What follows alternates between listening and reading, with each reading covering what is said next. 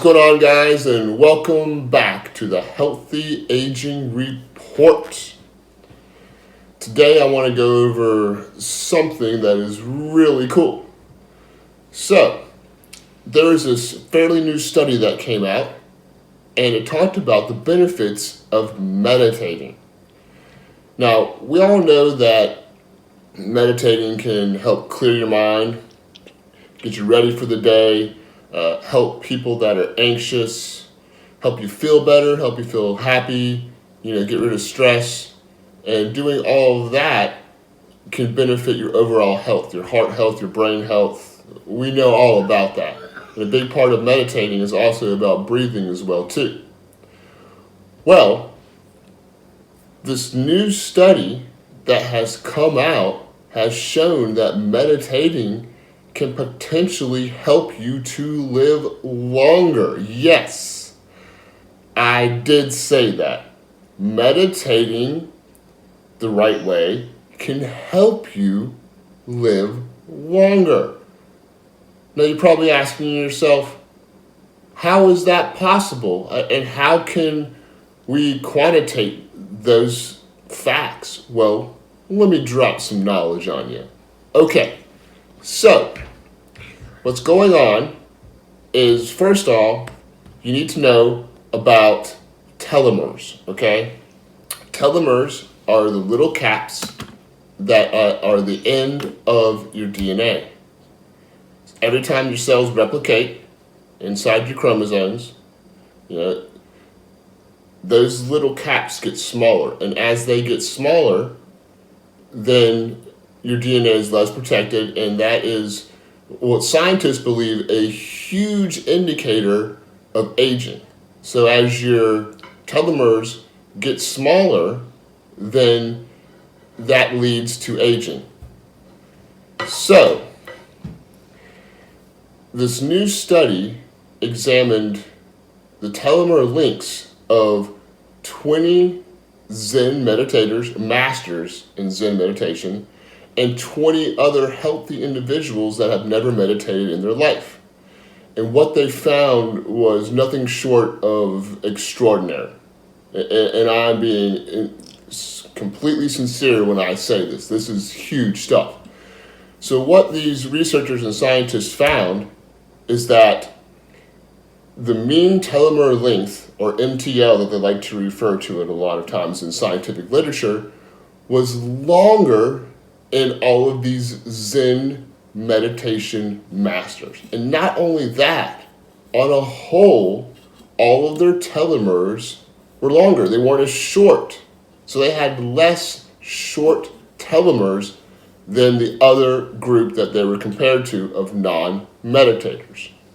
Again, this is huge because telomeres are a big reason why scientists believe that we age.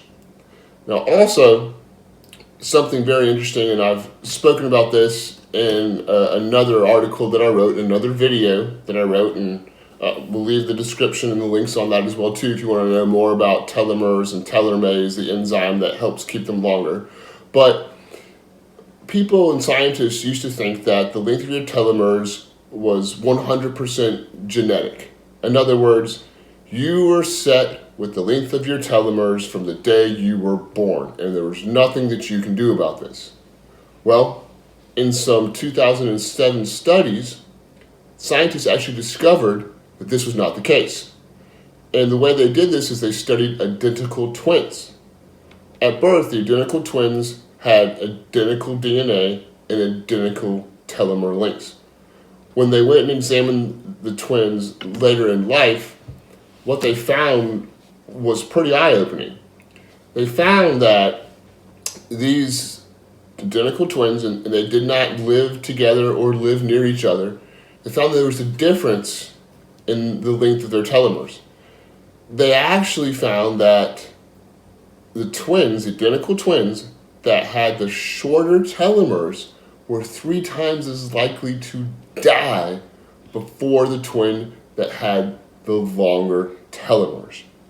This is huge because then it basically showed the scientific community that a big part of telomere shortening was influenced by the environment. In other words, the things that affect you externally about where you live. And those include things as diet, exercise, radiation, pollution, all of that stuff. So all of those environmental factors influence the length of your telomeres.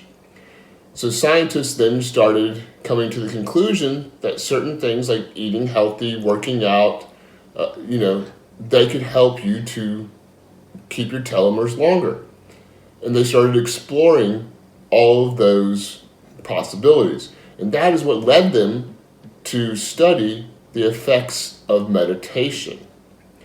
Now, before I go a little bit, farther into meditation or the coolness and I guess what the study really means, let me clarify something about Zen meditation. Zen meditation is not the meditation you're going to find in a hot yoga class or what you're going to find from like a Peloton sleep study or group. It's different. When you get into a Zen state of meditation, what happens is you clear your mind of thought. And when you clear your mind of thought, then that enables you to also increase your mindfulness. So now you're living in the present moment and you are mindful of what is going on. And when you're mindful of what's going on, you're happier, you have better interactions with people in your life, everything just flows better. And those factors, that mindfulness and that type of meditation and being happy and not being stressed out, is what leads to, scientists believe, a big part of the protective properties of meditating. So, how do you meditate the right way? Let me give you a couple tips real quickly. I'll cover more of this in a future article and some future videos because there's just a lot of different things you can do. But real quickly, let's say you're not meditating and you want to get into it right away. First off, I would recommend allotting a set amount of time or a specific amount of time every day where you can meditate. 15, 20 minutes, that's all you really need.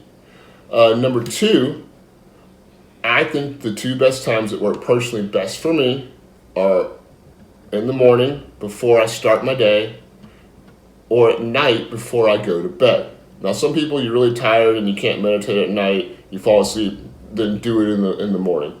Another good time a lot of people find is after they exercise. Exercising kind of gives you those deep breaths, clears your mind, and then when you meditate, it's easier to get into the non-thought. And that's the key. When you meditate, you're going for non-thought.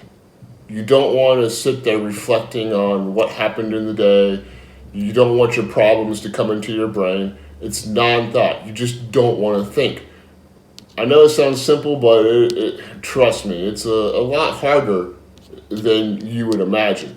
I know experts that have been meditating for years that still have problems trying to get rid of the thought. And the thing is, you're not going to have a 100% meditation session without thought entering your brain and your mind. It's very rare that it happens. But what you can do is you can be successful for most of your meditating 15 or 20 minute time period. So whenever a thought comes into your mind, number one, do not get discouraged, do not get upset that a thought is coming into your mind. Do not say, I can't do this. And when that happens, do not think about that, because when you start putting your focus on a thought and you failing to get rid of that thought coming into your mind while you're meditating, well, then that just leads you down a rabbit hole of more thought. And you just keep thinking about it, you feel bad, and then you're going to think about the whole time, oh, I messed up. Don't do that. A thought comes into your head, say, cool. But instead of following the rabbit hole and to keep thinking about that thought and where it leads you, say, oh, that's a nice, happy thought. I'm going to revisit that when I'm done meditating. And that's the trick. Every time that happens, just... Another tip that I like to use also is external noises. So if you hear, say you have a fan in your room, turn the fan on and listen to the fan. Or AC, listen to your AC unit running. Something to distract your mind from trying to think about anything. Also, when I meditate, I definitely do it with my eyes closed. I know some people that can do it with their eyes open. I know some people that can do walking meditating. That's just a whole nother level of meditating. And again, everybody's different, so what works for you might not work for someone else. For me, keeping my eyes closed keeps the external factors away. Now, sometimes I do meditate with my eyes open, and I have a couple tricks, but again, I'll go over those in a future article or in a future video about meditating. Also, I do not recommend meditating while laying down. For me, it doesn't work. I just end up falling asleep. That's just what happens. Now, yes, sleep is by some considered to be the ultimate meditative state. Clear your mind, connect with your subconscious, all of that. But we're trying to do it while you're still awake. So for me, I get into my half lotus pose. Some people can't do the half lotus. They don't have the flexibility of it, which is fine. I like the half lotus because it helps to keep your spine aligned, keep your chakras open, keep your energy flowing, good posture. If you can't do the full lotus, then you can cross your legs. And if you can't cross your legs for whatever reason, sitting in a chair with your arms supported is another good way to do it. So, try implementing those little hacks, I call them, meditating hacks, and you'll definitely be able to get your great meditative session in. And remember, don't be discouraged if anything happens. So the big takeaway that we found, again, from this study on meditating is that it helps your telomeres to stay longer. And if your telomeres stay longer, then again, most scientists believe that you are less likely to die than a person that has shorter telomeres than you have. Pretty cool stuff. Again, I'm going to include the links on my article on telomeres, in the description. So if you want some more details about how telomeres work and what the cool studies have been recently, please check it out. And like always, we love your support. Do me a favor, if you still like the content, please comment below. It helps with the YouTube algorithm so I can be found more. Help the Aging Report be found more. Also, like it, share it with your friends. Check us out on social media. And, of course, check out the website, healthyagingreport.com. Until next time, have an awesome day. Thanks, guys.